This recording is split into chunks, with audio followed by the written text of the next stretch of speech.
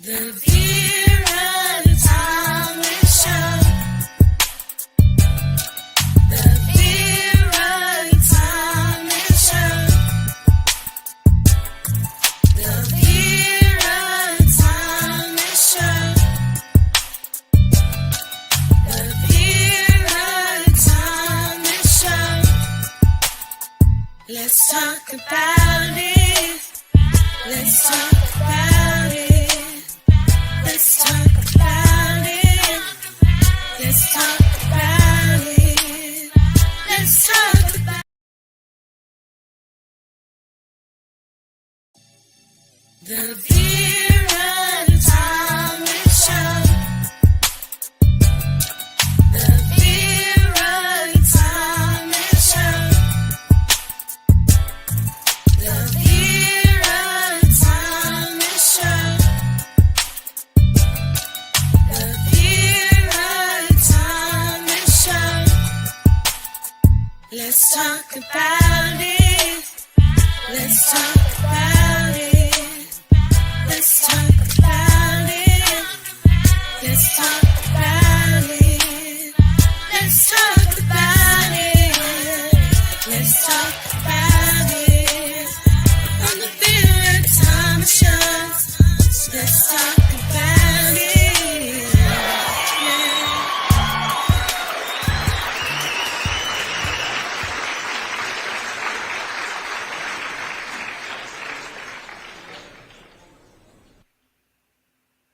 Hi, I am so excited tonight about my guest, but before I bring her up, I want to encourage you to like, share, comment, and subscribe to my channel.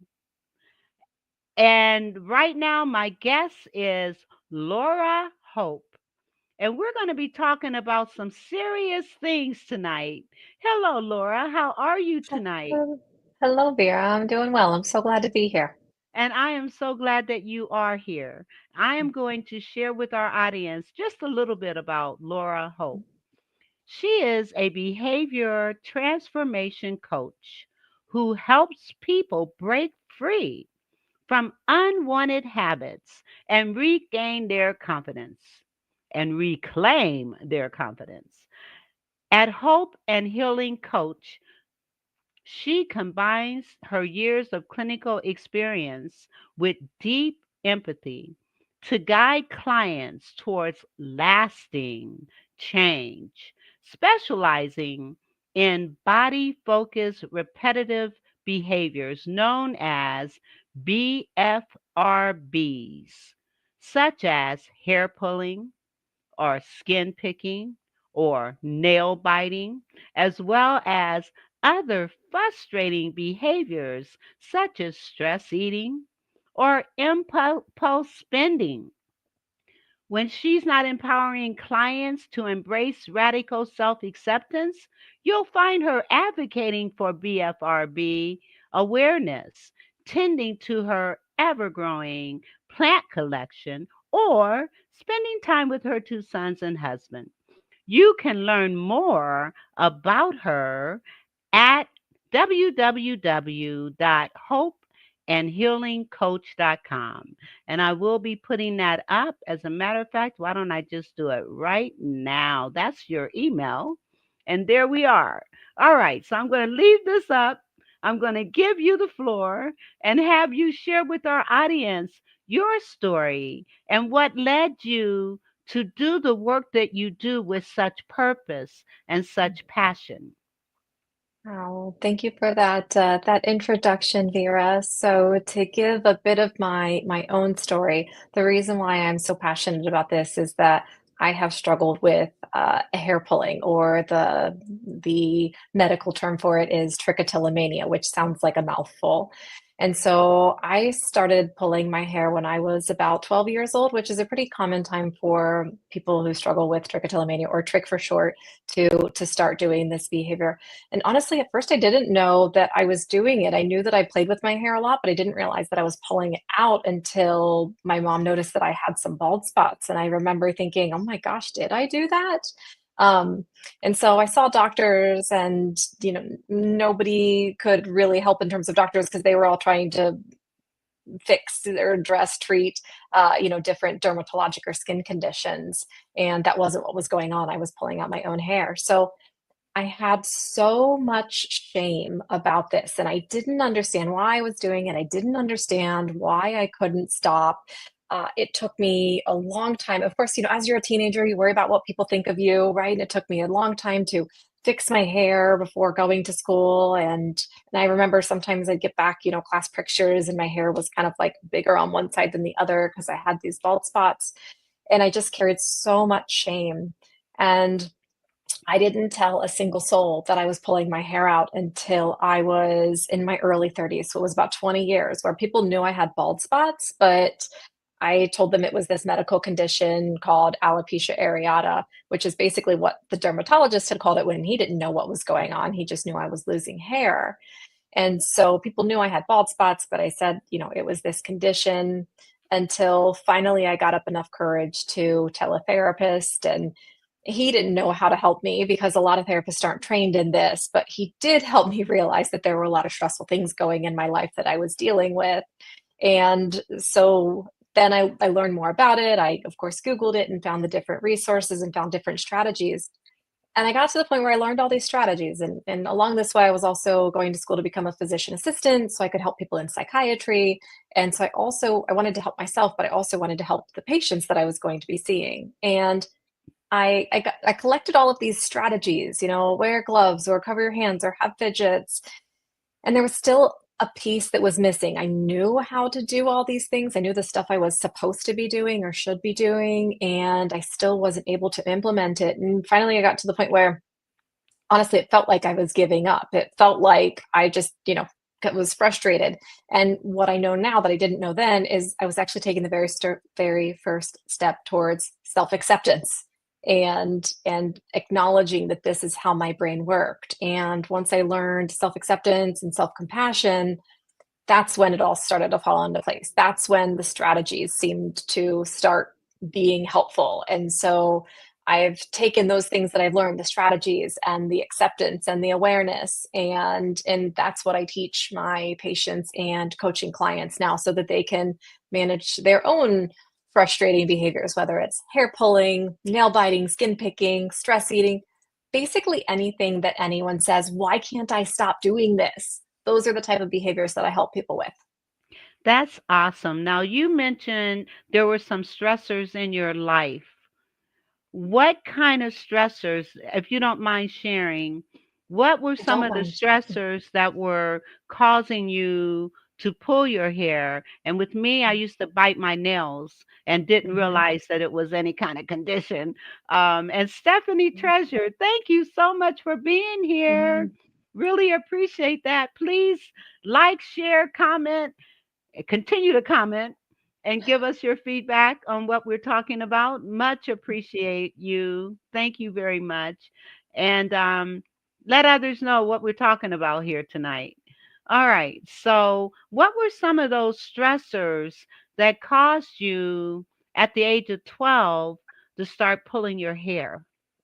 Yeah, at the age of 12, I had a stepdad that wasn't very kind or understanding, and so that was really stressful in my home. He was very erratic and emotional, and one minute he was fine and happy, and the next minute he was angry and screaming, and so that was a lot of tension in the home. Yes. And when you're a teenager, you just don't know what to do with that, right? You know that it doesn't feel right, it doesn't feel good to have somebody kind of flip-flopping back and forth with their emotions, but you don't know what to do. And a lot of times people in that situation don't even know that it's different in other homes, right? We don't learn until we get up and we go to other homes to even realize that what's going on in our home is dysfunctional. So when I was young, that was the issue. It's not unusual for us when we grow up in households like that to end up stepping into other relationships like that. So I stepped into a really unhealthy relationship. My first husband, who I was with for 15 years, married for 10 of those. And I didn't even know that I was unhappy. I did such a good job of convincing myself that everything was fine. And when things were tough, I thought, well, I just need to try harder. People say marriages are tough. This has got to be what they mean. And And I didn't even realize that I wasn't happy until there I was, crying every day on the way to school because I was, like I said, I was going to school to be a physician assistant. I was crying every day on the way there and on the way back. And that's part of why I went to the therapist. I said, I don't know what's wrong. Everything in my life is fine. I'm just crying all the time. And he really helped me work through some of that and gain some honesty with myself about the stuff that I wasn't happy with. I also often say I'm a recovering perfectionist. I used to think that I needed to do all the things for all the people and I needed to bend over backwards and everybody else was more important than me and my needs came last. And so that's another thing that I've really worked on over the past years is really respecting and appreciating myself to understand when I've met my limit and when I need to say no and when I Yeah. need to let myself rest. Yes. Our body tells us what we need to do, doesn't it? It does. Well, and that's a great point, Vera, because I often tell people with these behaviors, they're messages to us. We think of them as bad habits or these bad behaviors, but honestly, they're messages that we're getting out of balance. They're messages that we're either understimulated and bored and we don't have goals to work towards, or they're messages that we are overstimulated and stressed and anxious and overwhelmed and we need to slow it down. And so I really encourage people to look at these behaviors as messages that our body is sending us to say, hey, we're getting out of balance. Let's take a minute and figure out what's going on here. How do we get back in balance? That is so, and I can relate to your story about, your stepfather, and I know with me I felt different Mm, from my other siblings, and I used to bite my nails, but I had a sister that used to pull out her hair. Now she did this as a toddler, mhm, and which was a part of a nervous condition, mhm, I'm sure. And she would just pull it out and eat it. Um, and I don't recall when she stopped, but I remember when she was like 2 and 3 years old, mm, that's when she was really, I remember her doing that. mhm, And you started at the age of 12. mhm, So, and I know you work with adults as well as teenagers. mhm. Yes. Can you give some ideas of, in talking with your clients, what kinds of things trigger those types of behaviors? Yeah, it's anything that throws us off balance. And so that can be a lot of different things. For some people, that's a lot of pressure in school to do well. And for other people, that might be overcommitted with maybe sports and school and trying to do a lot. For other people, it could be boredom. It could be not having enough, healthy, stimulating activities to look forward to and have goals. And so it can be pretty much anything that is dysregulating. And I guess another thing that I should throw out there that I see a lot is when people feel, I think stifled is the best word, by other people in their lives, whether that's a parent or whether that's a friend, people who feel like they have to live under the shadow of somebody because they're not allowed to be themselves, that can often bring out these behaviors. And I think that's one of the more difficult to recognize signs of this because it's not as obvious as school is really busy or work is really busy. But I do see that a lot where people feel like they can't be themselves. And so these behaviors kind of come out as a soothing mechanism to help soothe them through the distress of not being able to be themselves. And is rocking one of those as well? It can be for some people. For some people, it's a type of stimulation. I see it a lot with people who either have autism spectrum disorder or ADHD. Sometimes people will fidget, and rocking is one of those. I tend to swivel in my chair, so you might notice me swiveling a lot. And it's yes, those behaviors are always to regulate. Again, for some people, it's really uncomfortable to sit still in one spot, and so these types of behaviors can help get out some of that nervous energy. And it's not even always nervous energy, but it's a restless energy. Also, fidgets. If I'm sitting in a seat like this, I usually have something to play with so that my hands have some way to get that energy out. So yeah, that rocking or fidgeting a lot of times It's seen when people just have that restless energy, and it helps to be able to move in a socially appropriate way because it's not okay to stand up and move about, right, all the time. And so we have to find ways to channel that into something that is more acceptable and aligned with our goals and what we want to do. That's beautiful. And what would you say to parents who may notice some of these types of behaviors in their teenagers and or in their younger children? Kids, What would you yeah, yeah. say to them?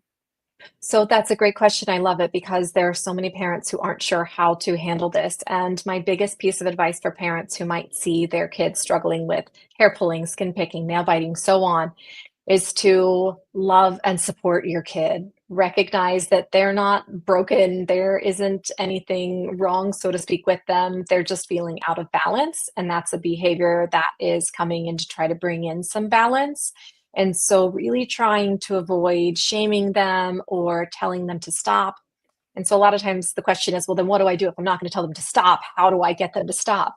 And the answer there is to help redirect them, but to not focus on the behavior itself. Rather, a parent will have more success if they focus on teaching their child other coping strategies, such as deep breathing or using the fidgets that I mentioned. Or for some parents, that's helping the kid get treatment in therapy or with a provider, or sometimes it's helping their kid get wigs. I wear wigs. I love it. It's been one of the best strategies to manage my hair pulling.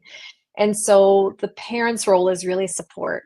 And it's so important for parents to recognize that this isn't their battle to fight. It's their job to support their kid and to be there for their kid and love their kid through it. But ultimately, the kid has to make the changes. This isn't something, it's not a war for the parents to win for the kid, right? It just doesn't Right. work that way. And so to really support their kids through it and love their kids through it and help give their kids other coping strategies. And we're going to be talking about some of those coping strategies. We've already mentioned a couple. One, deep breathing. And Mm-hmm. I know personally how being able to sit and just breathe, it is so helpful.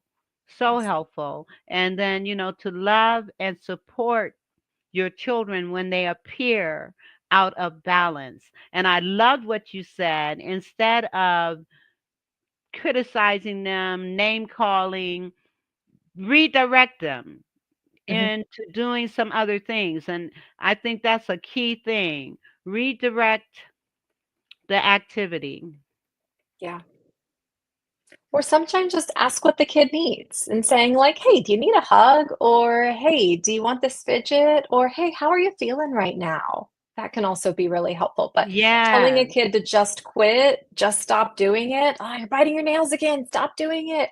It's just not helpful. It just isn't helpful. So asking questions is very important Hmm. because and it also lets your child know that you hear them, you see them, you feel them by Yeah, asking questions like, and I'm putting this in the chat, how are you feeling? yeah. What are some other And questions? Go ahead. that helps the kid. I like how are you feeling because it helps the kid reflect on how they're feeling and start to Yes. come up with their own words, right? Because that's a skill. We aren't born with that skill to reflect on how we're feeling. We have to practice it. And Yes. so asking the kid, how are you feeling right now, helps them recognize their own kind of risky emotions that they might experience. Because a lot of us, we have those high risk emotions. When I'm feeling anxious, I'm more likely to do this. Or when I'm feeling bored, I'm more likely to do this. And so redirecting. I also like the question of, do you need a hug? If your kid's a hugger, I recognize that you get into an age kind of in teenage years where like hugs aren't okay anymore, right? But if your Yes. kid is at an age where they're okay with hugs, then saying like, hey, do you need a hug right now? What do you need? How can I support you?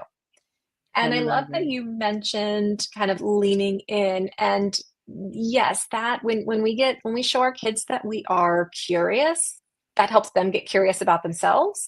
And it also shows our kids that we're not judging them. If we're asking questions rather than telling them what we want them to do or Yes. what we don't want them to do, that shows our kid that we are supporting them and we're not Yes. trying to steer this ship for them. We're trying to help them learn to steer their own ship. Yes. And that's so empowering. It Yeah. is so empowering when you allow your children to decide how they can alter some things in their lives. So often we as parents want to just tell them, do this, do that. Why are you doing this? And Yeah. questioning in that way rather than allowing children to begin to think critically about themselves and their experiences Mm, is so important. It is so mhm. important. Yeah, agree. Because one day you're not going to be there to tell them what to do or not to do. And if you haven't taught them how to think for themselves at that point, there gets to be a time where it's too late, right? There are Yes, other peers who are going to help them make up their mind if you didn't teach them right from wrong or how to reflect, right? Somebody else is going to yes, step in and do that. And I know as a parent, that time came much faster than I realized. I remember there have been a couple times in my kids' lives where I thought, oh my gosh, we're at that point. I hope I did okay with all the work up to this point because it is, it's largely out of my control now. And so yeah, it's really important that we teach our kids to think critically and that we teach our kids that we are here to support them, not to do everything for them. absolutely. And that also teaches responsibility. Yes.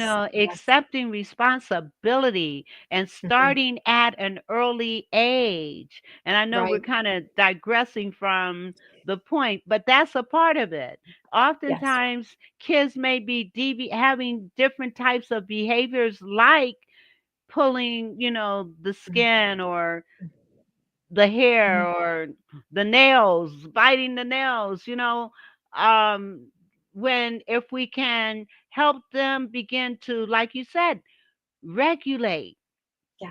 regulate through questioning and through observing. You might Mhm. even want to say, I see you seem a little anxious right now. Tell me Mm. more about that. What's going on with that? Yeah. Did something happen today that caused you to feel this way? And just having Mhm. those conversations, it's so important. Exactly, exactly. And you mentioned regulating, and I know we started to talk to you about other ways to regulate. I love that you mentioned breathing exercises.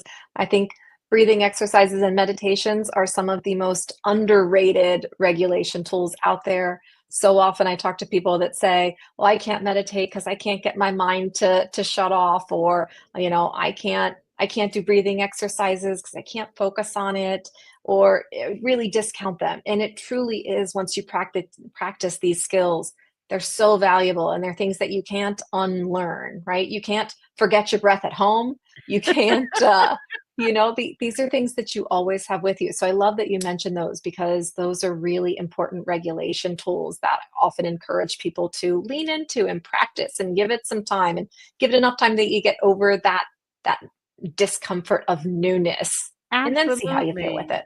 Absolutely. And you can start by just when you concentrate on your breathing, then you can't really focus on other stuff that's going on because you're Yes. concentrating on your breathing. And so, breathing in on the count of four, holding it on the count of four, Mhm. and then breathing out on the count of four. And if your focus is on that, then all this other stuff is going to kind of dissipate. And Yeah. where meditation is concerned, focus on one word. Mhm. You can focus on one word. Just say it over and over again. When Yeah. I wanted confidence, I would just constantly say, I'm confident, I'm confident, I am confident, I'm Yeah. confident. I would fall asleep saying, I am confident, I'm confident.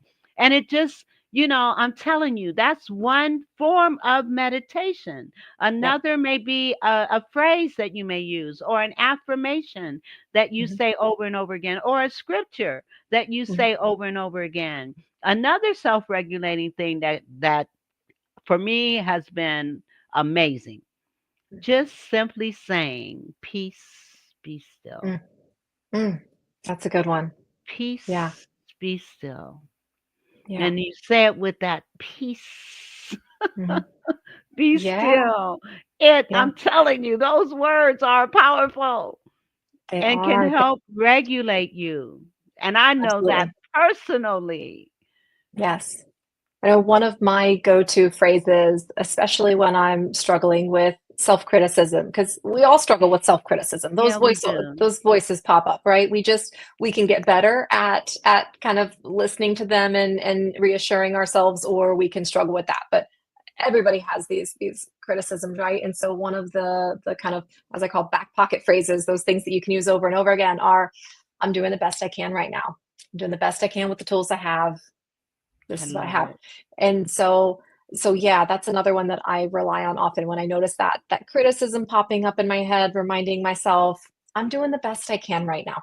Yes. I'm gonna get through this. I'm gonna be okay. Yes, I love it. I'm typing that in Yeah. here. Oh, awesome.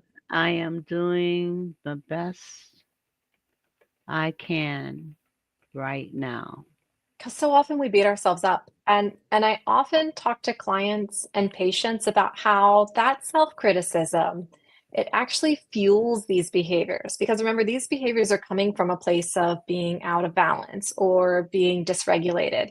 And so when we criticize ourselves like that, it's the same as if somebody was standing next to us criticizing us. It doesn't, gets Yes. us even more out of balance, more dysregulated, right? And so that self criticism only feeds these behaviors and honestly gives them more work to do. The behaviors are trying to do two things. Number one, signal to you that you are out of balance. And number two, help you regain that balance. And so if we increase the dysregulation by telling ourselves how terrible we were, and I can't believe you did this again, and you were supposed to stop pulling your hair, biting your nails, we contribute to that dysregulation and we give the behavior more work to do. And you So we know can just, what? yeah, yeah, That self criticism fuels the behavior. it does. So when you find yourself criticizing yourself, belittling yourself, putting yourself down, saying negative things to yourself about yourself, reverse it. Yeah. Either say, I'm doing the best I can right now, Mhm. or if that negative thought is, I can't do this, I can Mhm. do this. Yeah, yeah, I can do this. I'm yeah, stupid. No, I'm smart. yeah. Talk to yourself. And it's okay to talk to yourself. It's even Yes, okay to answer absolutely, yourself. You just never absolutely. say to yourself, huh? What'd you Yeah, say? yeah. Well, I'm so glad you mentioned that because I encourage people to talk to themselves and talk themselves through it. And honestly, one of the pieces that I bring into my work is IFS, internal family systems. And essentially in that work, the idea behind it is that we're all made up of these different parts. And I tell people, this isn't like, I've got multiple personality parts. This is that part of you that's like, oh, I really want the ice cream. And then the other part of you that's like, I shouldn't have the whole pint of ice cream, right? That kind of Right. part. So we do deal with these kind of differing parts or differing thoughts. And it's really important to help those parts work together rather than try to, get rid of one or cut it out. Again, trying to get rid of any part of ourself is going to increase that dysregulation. So recognizing, okay, I really want the ice cream right now. That sounds really good. I know eating a whole pint isn't healthy. So let me try to strike a balance and have a small bowl of ice cream and then move on to another activity. So that type of striking a balance between the different parts can be really helpful, even when it comes to these hair pulling behaviors or skin picking, nail biting.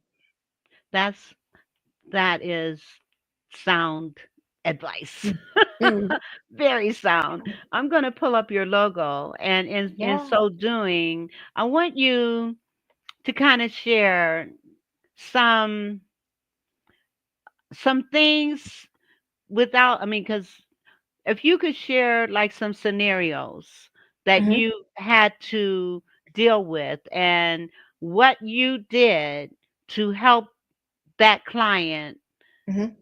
regulate Yeah. or change or transform. That's the word. Yeah.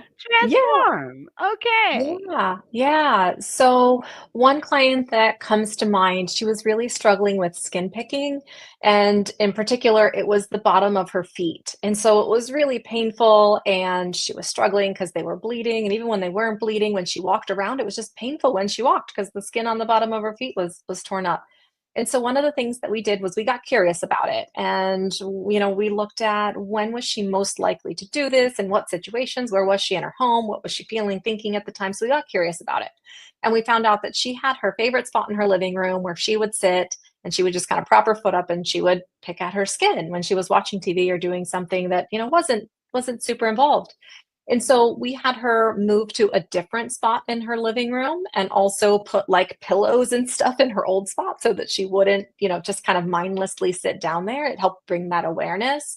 And then we also, when she wasn't in that room, had her keep socks on her feet all the time so that if she went to pick, at least she had to be a bit more mindful about taking the sock off. It was harder to do the behavior mindlessly. And so that was really helpful for her. Over a couple of months, the skin on her feet healed. And she said, for the first time in years, I can walk around and not have these sores on my feet. And so that was a really great transformation to see. And to see her go from, we talked about this self-criticism, to see her go from this self-criticism to really lifting herself up and being proud of herself for making those changes. And That's so beautiful. yeah, so that was great. I know I've had several clients with hair pulling, one in particular who we really worked on, can we get hats everywhere? Can we put a hat near your computer and a hat in your car and a hat in your office so that it's really easy and accessible to just grab your hat and put it on so that it isn't so easy to gravitate towards this behavior. And then we work a lot on self-compassion because again, I'm huge on self-compassion. And I really believe that self-compassion and self-acceptance are the medicines that heal everything that hurts us. And if we could just Beautiful. bring in self-compassion, everything just gets a bit easier. Yes, that's beautiful. You can go to www.hopeandhealingcoach.com. www.hopeandhealingcoach.com. And you also have a giveaway, and I'm going to pull that up right now so that we can talk more about it. And okay, my computer wants to do its own thing, it seems. Okay, so try this instead. Mhm. Regulation strategies to overcome unwanted habits. And you can get that by going to, let me pull this up. It's a free guide. So you want to go to whttps:// and healing coach dot kit dot com / 335 ECB 9780. And I am putting this in the comments. Those of you that are listening to this on the podcast, um, I will repeat it again, and you might want to get a pencil and a piece of paper to write it down. Um, let A bit of a me, mouthful, isn't it? it is. Um, Let me put it on the screen again and let me also put it in the comments. These are deregulating tools. R- Tools that can help you regulate, not Yes. deregulate. Yes. You There don't we want to go. deregulate. Right. Right, right. You want You to wanna recognize. regulate Yeah, you and wanna recognize it recognize. and regulate. Absolutely. And so this guide is because another really big thing that I teach is let's shift our focus away from stopping this behavior and shift our attention to replacing this behavior. We can't just take away a coping tool without replacing it. That doesn't work. And so these strategies are a bunch of different ideas for how to replace these behaviors. And I have this list broken down into what if you need help relaxing? What if you're bored and you need help kind of getting, pumped up? What if you need help centering? And so what if you want to be creative? And so it's just a bunch of different ideas. I created this huge list so that there's something there for everyone. And then it's also broken down into different areas of how they help.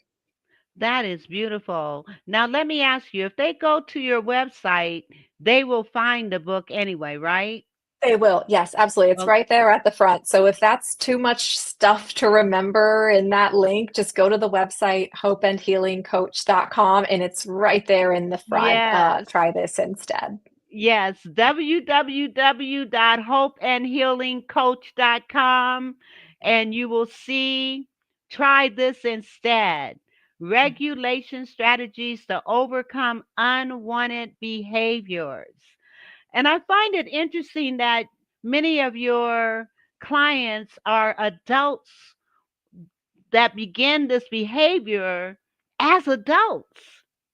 Yeah, yeah, That's yeah. really, And I go tend ahead. to see that when it starts in adulthood, I tend to see that happen with a really big stressor or even Mhm. a trauma. I have one client who started this behavior. It was shortly after she had this huge falling out with a really close friend. And so it started after that. And so those are the type of like really big stressors that we see. Or maybe somebody loses a job unexpectedly or loses a parent or something really stressful like that can also trigger these behaviors. Again, these are all just regulation strategies. And so it makes sense that they might start when we're feeling really stressed out or dysregulated, that's when they start to come on the scene to, again, help soothe us. It doesn't mean we have to let that be the behavior that we go to, but at the end of the day, these behaviors are just trying to soothe us. Yes. And you talked about loss. And in Mhm, looking at loss, I would imagine going through the stages of grief mhm. can trigger some of those things, the denial, Oh, yeah. the anger, the bargaining and all of those things. As a matter of fact, I just had a guest on that talked about grief. Mhm. And a lot of these behaviors may be a direct response to the loss. And it could Sure. be loss of a job, loss of a relationship, loss of a situation, a loss of a Mhm. friend, as this one had. Yeah. And so being in tune with yourself, Mhm. that's the whole key to things. Mhm. Being in tune. And when you're starting these behaviors, I hope you remember this show. And Yeah. remember, okay, I'm starting some things that I don't normally do, especially like you said, a lot of this is happening with adults. Mhm. Mhm. And it may not have anything to do with unresolved childhood issues. Right. And Yeah. so I think this is a very, very, very important topic. I am going to play a commercial and Mhm. then we will be right back. Father, provider, protector, role model for a son, the image of the man that will be the husband of your daughter when that time comes. What's best for your children should be concern number one, regardless of any obstacles a father must overcome. Sometimes the injustices of our society towards many of our fathers can make it hard to stand, but you gotta stand and be a man and a father to your children in every way you possibly can. Demonstrate their worth through you by the words that you say and the things that you do. Don't ever put your children down or call them out of their name. They may become whatever you claim. Lift them up to higher ground. Let their inner beauty be seen, be found. Show them and tell them how special they are. Be the light. Be the light. Be the light to take them far. Show them and tell them how much you really care and let them know no matter what, you will always, in all ways, be there. Pray that our fathers will be guided by the light to lead their children in the ways that are right.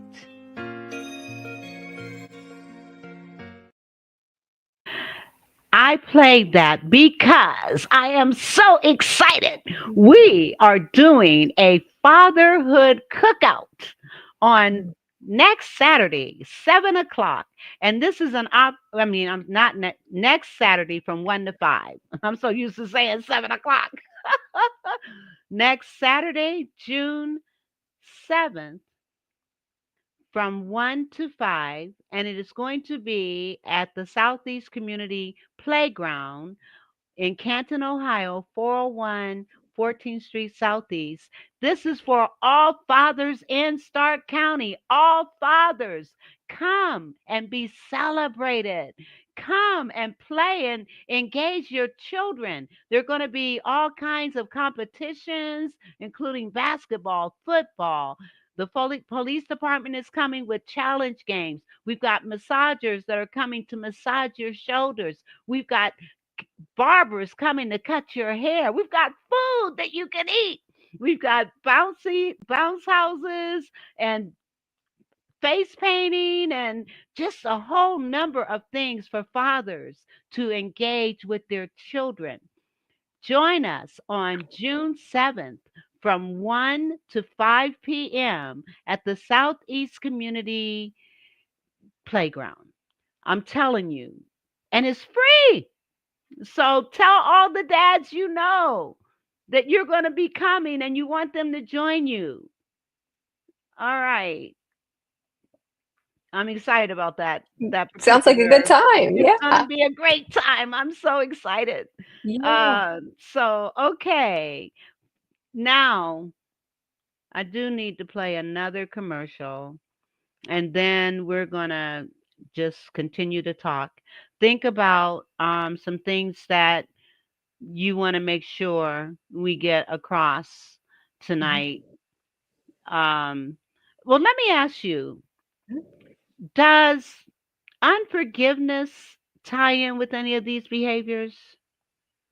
Absolutely. And that unforgiveness, that really falls into the category of that self-criticism that we talked about, right? When we are not forgiving ourselves or sometimes even others, there's this self-criticism feel that's there. And so yes, that can definitely contribute. And there's also a really interesting study that was done about procrastination and forgiveness and found out that for people who didn't forgive themselves, they were more likely to continue procrastinating, which, by the way, is another unwanted behavior that I work with, than people who did forgive themselves, who were less likely to continue procrastinating. So I'm glad you brought that up because, yes, that's definitely not being able to forgive yourself can definitely continue to fuel these behaviors. Well, speaking of that, I have another commercial and it has to do with forgiveness. So let's Forgiveness play. is a powerful tool for personal growth, allowing us to let go of resentment and move forward. The key to inner peace and emotional well-being. Apologies and forgiveness go hand in hand, creating space for healing and reconciliation. Inner work and willingness are essential in the process of forgiveness, requiring us to confront our own emotions and vulnerabilities.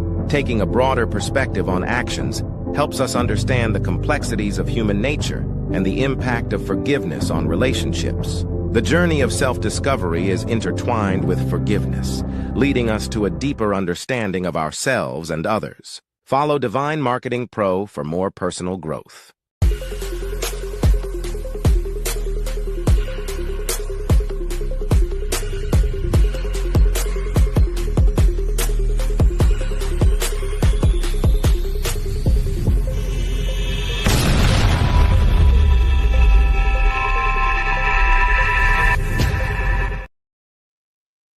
You want to check out authentic You want to check out Authentic Divine Marketing with Ariel Chime.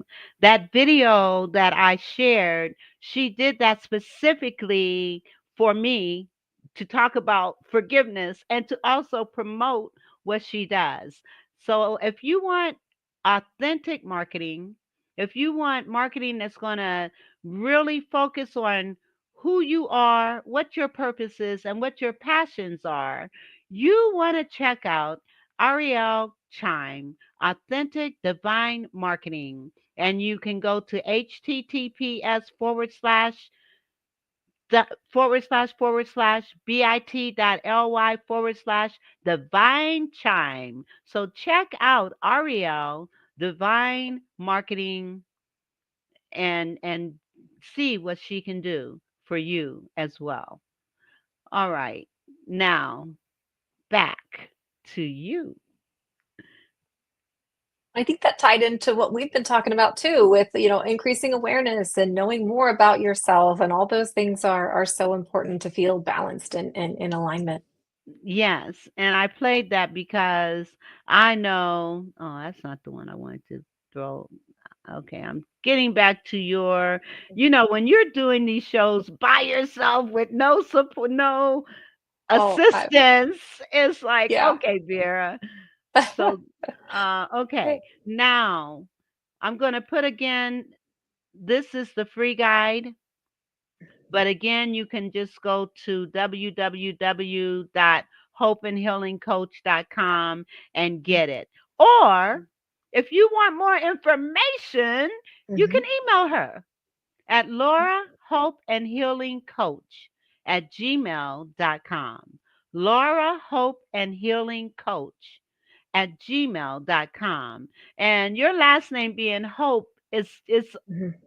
I mean, it ties in so much with the hope that you give Yes. others to Yes. understand that this doesn't have to be this way. It doesn't have to be this way.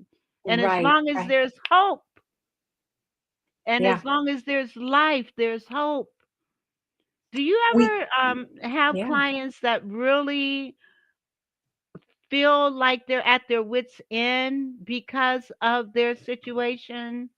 Absolutely, especially when these behaviors really take a toll on self-confidence. You can imagine if you are, missing hair, then that can make you feel like you can't get the job that you want, or you can't have the friends that you want, or you can't go out and be comfortable in public. And so, yes, some of these behaviors really get to the point that it causes a lot of problems, a lot of self-confidence issues. The other one that I see that can be really tough, well, two, I guess, stress eating and procrastination. A lot of times when people struggle with stress eating, they feel like they don't have control over, what they eat. And a lot of times with procrastination, people are saying, I know what I'm supposed to do, but I just can't seem to do it. And so those things can definitely leave people feeling like they're at their wits' end, or feeling like they're not in control of the situation. And part of the work I do is to come in and say, here's how you can be in control of this situation. Let's get you empowered. Let's get you new tools. You're doing the best with the tools that you have. Those tools aren't working for you. Let's give you new tools, because you can do this with the right tools. Absolutely. And I've had all kinds of guests on my show. This is the first time that we've ever talked about these kinds of behavior situations. And so it's very enlightening to understand and to help our audience understand you may not feel normal doing this, but there's a solution. There There's a is a reason and a solution. solution. Yeah. And Laura Hope gives you those tools to help address these issues.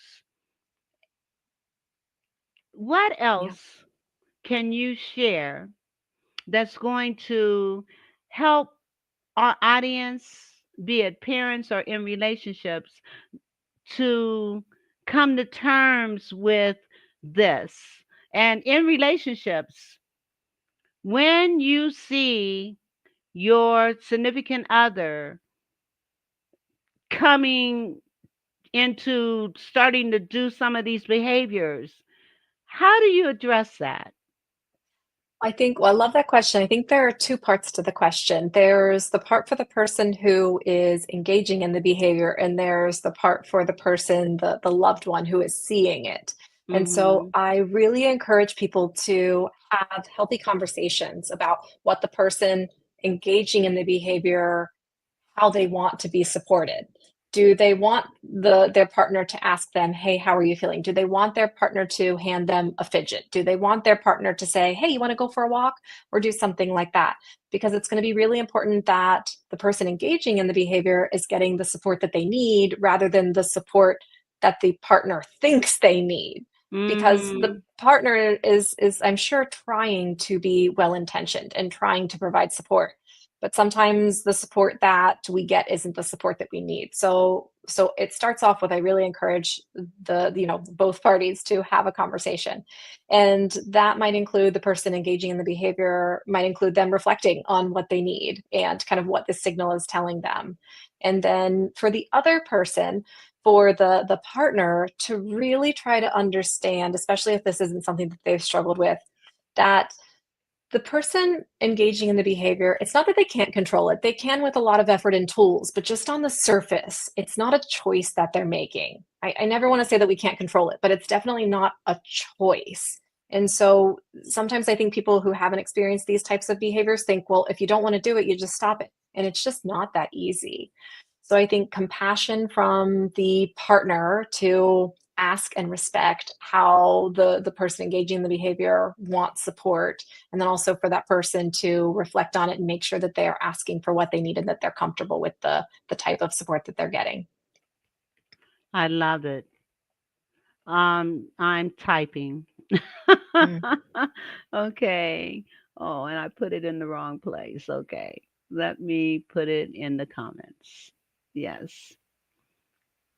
This is really valid. Mm. Very valid. Now let me put this up on the screen. Compassion Mhm. from the partner and ask, Yes. how can I support? And that Yes. reminds me, I watch Survivor.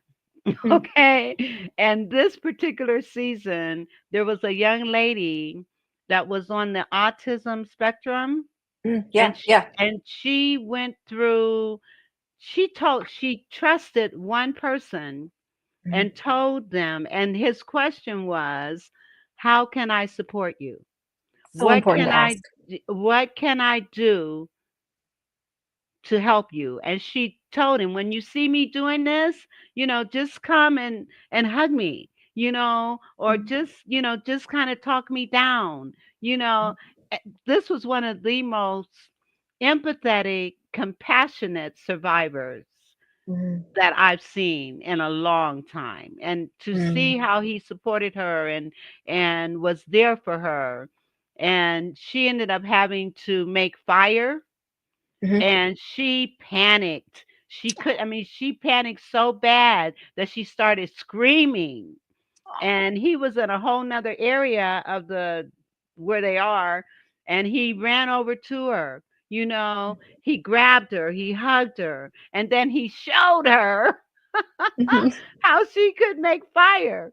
And she Yeah. actually made fire and was one of the top 3 in the finalists. And so these types of behaviors that we're talking about, I think that was a perfect example of how Yes. you can get allies to support you Yes. during the time that you're going through this.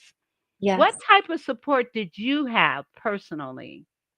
So I attended some conferences. There's an organization called TLC. Their website is bfrb.org for anybody who wants to check them out. And so I attended some conferences. That was really helpful to be in a big room with other people who struggle with the same thing. Because before that, I hadn't met any other, or at least I didn't know that I had met other people who struggled with this. Since then, I've learned that there are so many people out there and they're all over the place. But at the time, I thought I was alone. And then I went to this conference and there were these people. There was also a retreat that I went to, really well-known name in the field, Christina Pearson ran this retreat. And so that was so helpful. I read books. I got all the, books I could get my hands on. TLC also offers a training course for providers to treat people with these conditions. And so I went through that training course and implemented those strategies. And so there was a lot of different stuff. I basically just kind of found all the stuff that I could and engaged in it. I was really at a point where I was ready to be done with this behavior. I didn't want to keep relying on it anymore. I knew that I was outgrowing it. And so I just looked all around and found what I could. And it's unfortunate that there aren't more resources, but there was enough there to at least get started. And now you are that resource. And now I'm trying to You help be are part the of the resource. solution. Yes, Yes. yes. And that's how we Yes. often are, right? Coaches, a lot of times, we're coaching people because we've been through this and we've walked this path, and we want to help decrease the time that it takes other people to walk this path. Yes. Yes. Absolutely. So your pain became your purpose as well Yes, as your passion. And yes. that is absolutely beautiful. Now, growing up, and I know you talked about your stepfather, did your mom, was she supportive of you, or did she not understand, or Yeah, my mom was struggling with her own issues at the time. I think she wasn't happy in the marriage, and I think she was struggling with depression. And so she was dealing with her own things. And so she supported me in the ways that she could, but I think she didn't quite have all the resources she needed, even for herself at the time. mhm.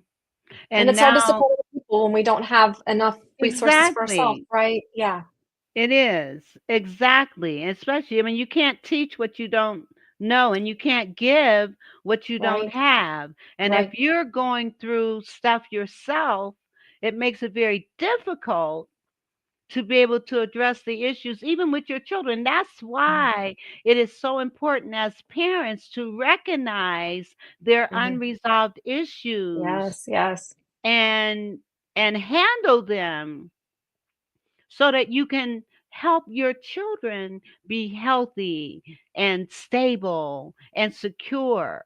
Let me Sure. ask you, Yeah. so with your condition, Mhm. you had kind of overcame it by the time you had your children, right?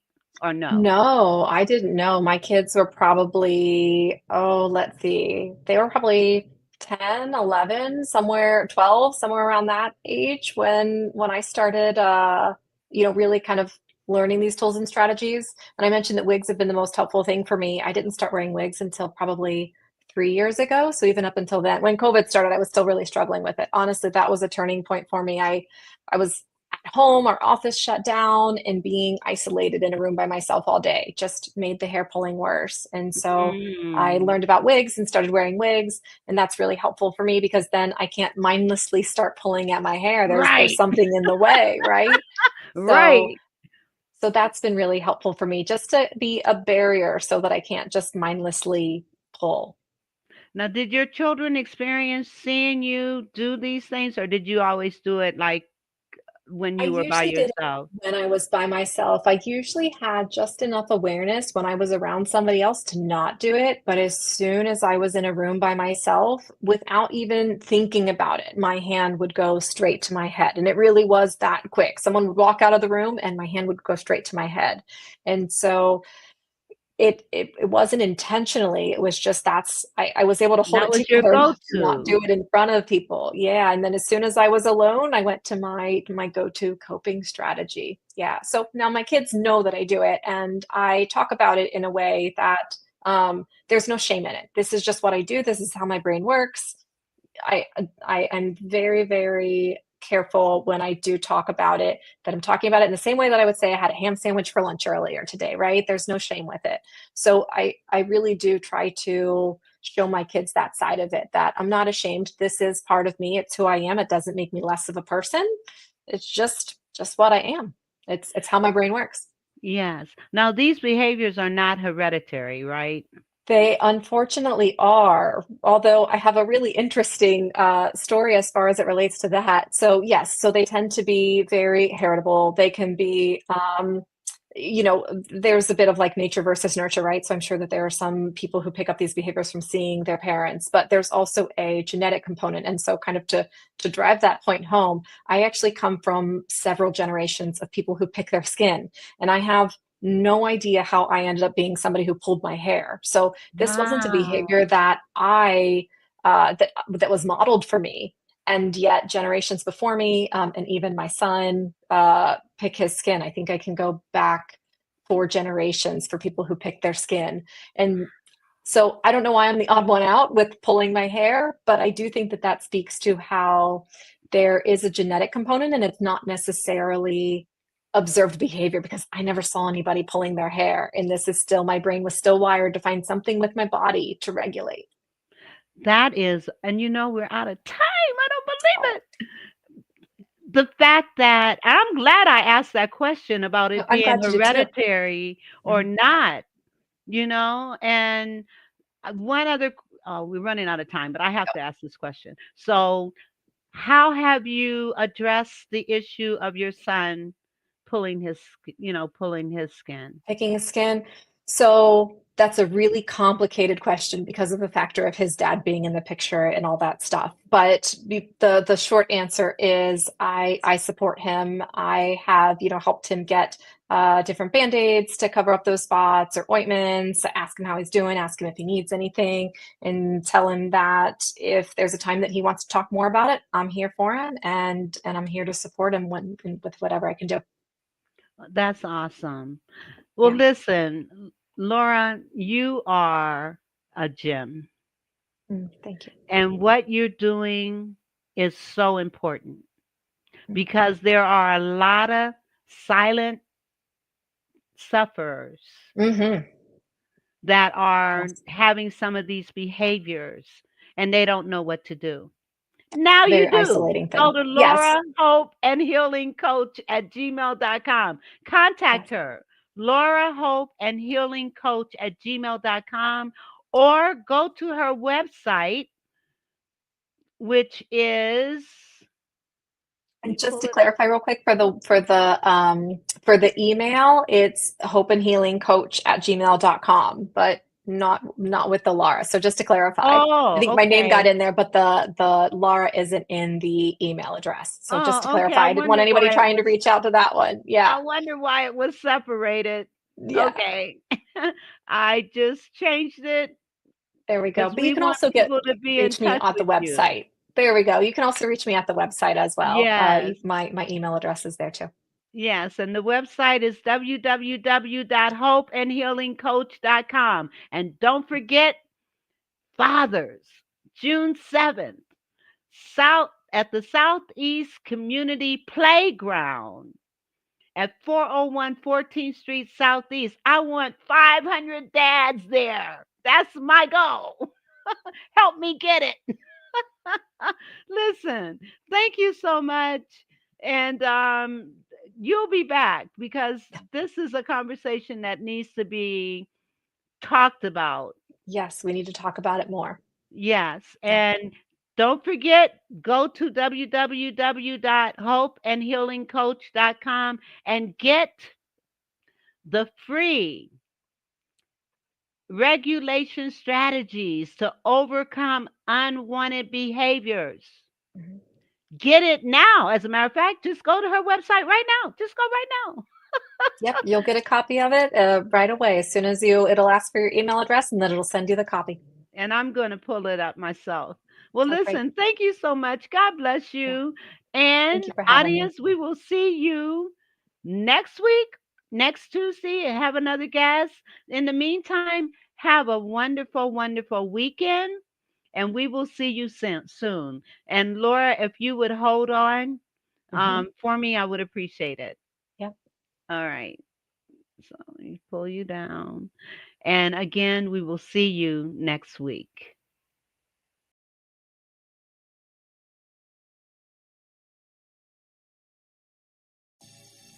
The